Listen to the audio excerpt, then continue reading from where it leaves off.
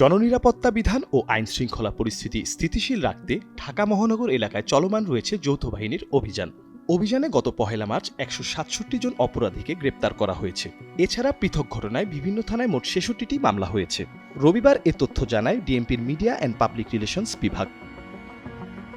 Dhaka metropolitan police জানায়, শনিবার রাত ১২টা থেকে ঢাকা মেট্রোপলিটন পুলিশের ৫০টি থানা এলাকায় জননিরাপত্তা বিধানে ডিএমপির ৫৭৫টি টহল টিম দায়িত্ব পালন করছে। এছাড়া মহানগর এলাকার নিরাপত্তা বাড়ানোর লক্ষ্যে বিভিন্ন গুরুত্বপূর্ণ ও কৌশলগত স্থানে ৬৫টি পুলিশি চেকপোস্ট পরিচালনা করছে ডিএমপি।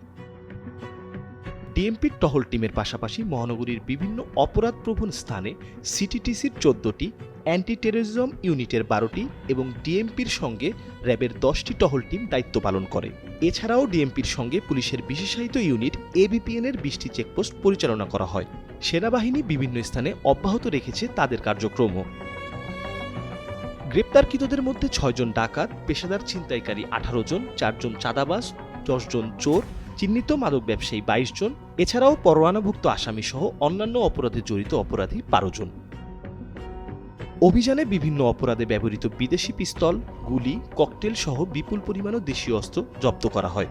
এছাড়াও উদ্ধার করা হয়েছে ২১টি চোরাই মোবাইল ফোন, মোটরসাইকেল এবং বিপুল পরিমাণ জাল নোট। জব্দ হয়েছে ব্যাপক পরিমাণ মাদকও।